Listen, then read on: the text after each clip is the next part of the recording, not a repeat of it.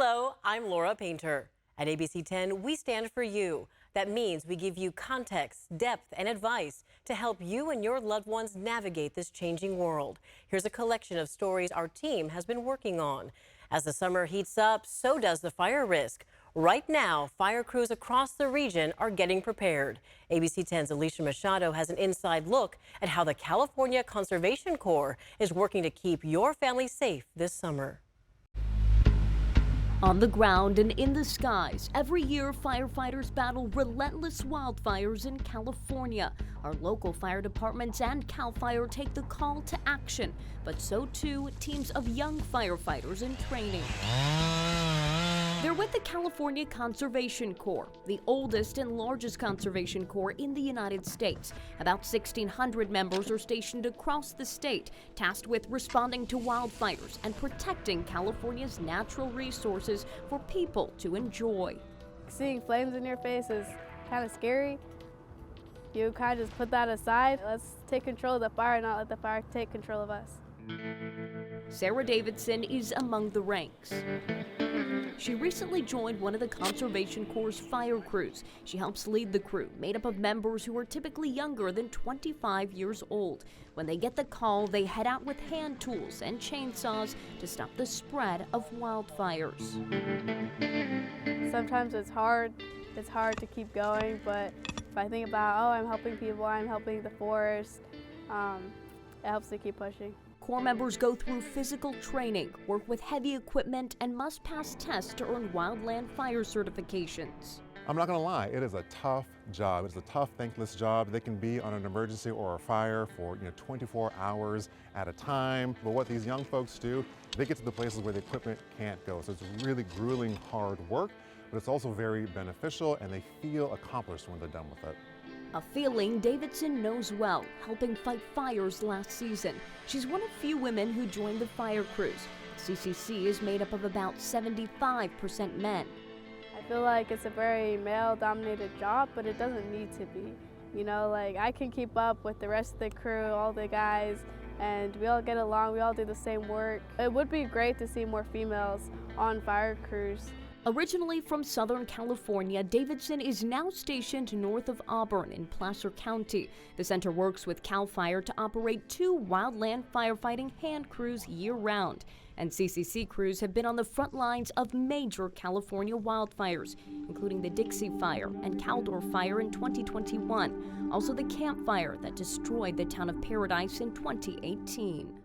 Not only were our young Corps members out there fighting the fire, but they were directly impacted by the fire as well. In fact, one young Corps member, female, who lost her home while she was serving in the CCC. But the CCC and the Corps members are resilient people, and you can count on us to be there for the next one. Corps members typically serve 1 year. Many go on to become career firefighters, working for CAL FIRE, the U.S. Forest Service, and local departments. And while the work may be grueling and thankless at times, their call to action helps protect our community. Alicia Machado, ABC 10. California residents can join the Corps if they are between the ages of 18 to 25 years old or military veterans up to 29. You don't need prior experience, and you do get paid. The director tells us they help Corps members earn their high school diploma and further their education. For the last 2 years, ABC10 traffic reporter Jordan Talbert has been following the concerns of some Stockton residents. People living in the neighborhood around the I-5 Pershing Avenue off-ramp are asking for safety improvements. But neighbors tell us there's still a lot more work to be done. I reached out to the city of Stockton to ask what improvements have been made along North Pershing Avenue near Victory Park in the past couple of years. Among those are more 30-mile-per-hour speed limit signs, as well as larger ones, and crosswalk improvements. Dan Richardson, who lives along this road, says there are still problems here. People still speed. Speed leads to accidents. We've had some really bad accidents. One of the problems we have, of course, is we don't have enough crosswalks. There's only crosswalks at the signal lights, which are 8 blocks apart from one another. The city plans to install a hot crossing signal at Pershing and Rose, and construction on that is supposed to start next summer in 2025. This was video from the neighborhood that was shared with me this month, showing a car narrowly missing a pedestrian who's crossing the road. Now, according to Stockton Police, last month they gave out 24 traffic citations for speeding, and there were 6 crashes on Pershing between Harding Way and Fremont Street, and 4 of those had unsafe speed as a main factor. So, being located as close to the freeway as it is, and the speeds that are carried onto North Pershing Avenue, it poses a risk for pedestrians. And Caltrans has met with community members and made improvements to the ramp, like improving pavement markings, one warning of a 30-mile-per-hour zone ahead, and removing a 40-mile-per-hour sign at the start of the ramp. Caltrans' Stockton Channel Viaduct project is also on the horizon. It will replace north and southbound bridges on I-5, which is set to include a redesign of the Pershing Avenue off-ramp to slow traffic. The construction is set to begin in 2026, but construction on the northbound bridge will start in 2030 and finish by 2034, so major improvements to the off-ramp are a few years away. But in the meantime, come off the freeway, forget that you're driving 70, 80 miles an hour on the freeway, and please just slow down. It's a neighborhood. It's a residential neighborhood. It's not an expressway, and it's not for the convenience of people to speed across town. The city of Stockton also tells us they are working to get federal grants to pay for the upgrades. At ABC 10, we stand for you and we listen to your concerns. That's why our 10 on Your Side team recently got results for a family in Manteca. They were slapped with a more than $600 fine until Chris Thomas got involved. Billy Faulkner from Manteca got this citation with more than $600 in fines for code enforcement violations that date back several months. The only problem, the family says they have video evidence they actually corrected the issues days before the city claims they conducted their inspection. This citation is dated 8/23. It says, restore vehicle to fully legal or operable state, remove and properly dispose of all junk and debris in utility trailer. Garbage cans are to be stored out of public view between collection days. Garbage cans have been in the backyard since Sunday the 20th. The car that is saying needs to be picked up has been gone since Monday the 21st. And the trailer's been gone for a year and a half. So clearly this was not re-inspected on August 23rd at 6:49 a.m. like it claims it was. So I called the Manteca code enforcement supervisor. She declined to release an official statement, but the family tells me after 10 on Your Side got involved, code enforcement waived that more than $600 fee. Yes, that's the first thing she told you she was going to, and then when she talked to me like a half an hour later, she said, oh, we waived that. It comes after we shared this receipt that shows the vehicle in question was towed on August 21st, 2023, days before the city claims they inspected the property on August 30th. I was very happy that you guys reached out. You see, this is not the only fine Faulkner has, and he says it raises more concerns on if code enforcement is actually conducting the inspections it's fining residents hundreds of dollars for. He urges everyone to be vigilant. Basically they like cut and paste. It's like they just put a new date on it and send it out. Code enforcement did release a statement. They say Billy never contacted code enforcement until ABC 10 got involved.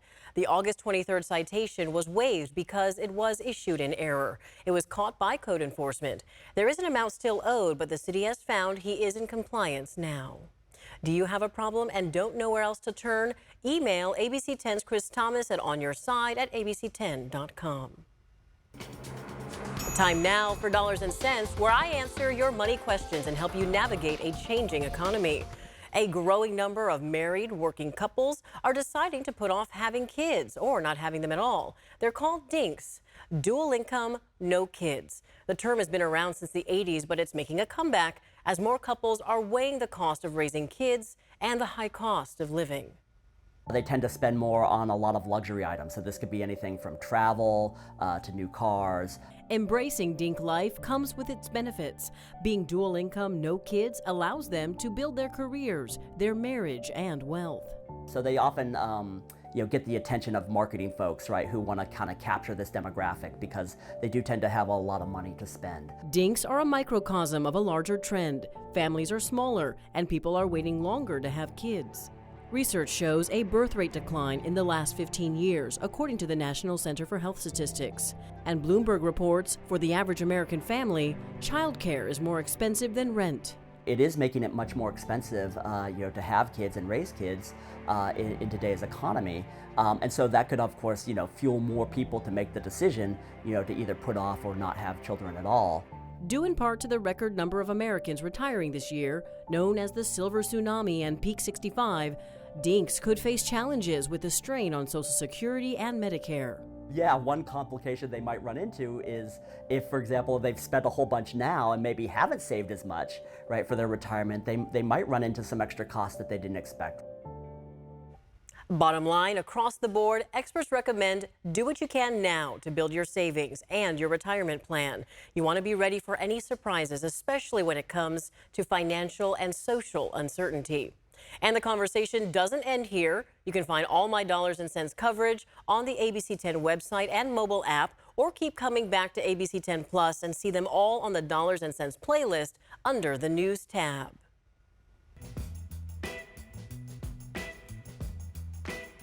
As summer break and the summer heat make their way through Northern California, we want to help you find some fun, close, and cheap destinations you can explore. It's one of the many ways we stand for you. California's newest state park just outside of Modesto is called Dos Rios State Park. John Bartel hits the back roads to show us what makes it so special.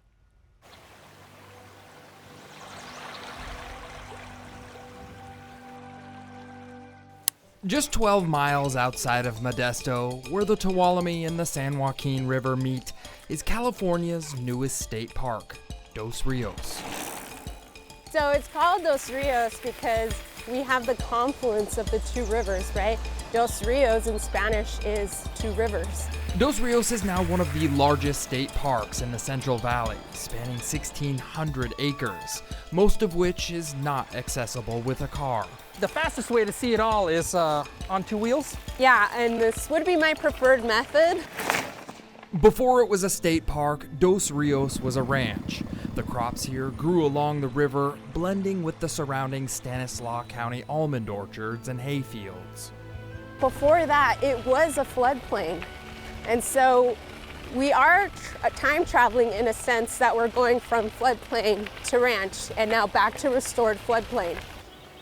Floodplains are extremely important in the Central Valley. The plants and soil in these areas hold or absorb excess water to prevent flooding in towns and cities. I guess you're saying this park is kind of like a big sponge. Exactly. You can think about it like a big sponge. That's a really good way to think about it. Many farmers remove native plants and grow crops in floodplains because the soil quality is really good, but farmland does not do a good job of holding back floodwaters. Actually, in this area that we're standing in, it could flood up to 8 feet. Oh. So above our heads, it could be as flooded as that. A whole slew of animals now call Dos Rios home, and when state parks took over the property, they wanted to open it up to locals, which is important because though this area is surrounded by agriculture, the San Joaquin Valley has the lowest number of public green spaces per capita in the entire state. Specifically here in the Central Valley, there are certain demographics that haven't had access to spaces like this before. And so I feel really lucky to be able to be one of the bilingual interpreters here and to be able to provide guests with an experience. I can translate things into Spanish for them. From Dos Rios State Park, California's newest state park, I'm John Bartel. Hope to see you on the back roads. To find more places to visit, find all of John's stories at abc10.com/backroads. We can also send a map straight to your phone to help you plan your next road trip adventure. Just text Backroads to 916-321-3310. All these wonderful destinations are also on our ABC10 Plus app under the Shows tab. Thank you so much for watching. I'm Laura Painter. If you want to watch more features just like these, stay on our ABC10 Plus app. There you'll find the latest newscasts and headlines, and stay up to date on the weather and see all the great work and stories we tell here at ABC10. Thanks again for watching. We'll see you next time.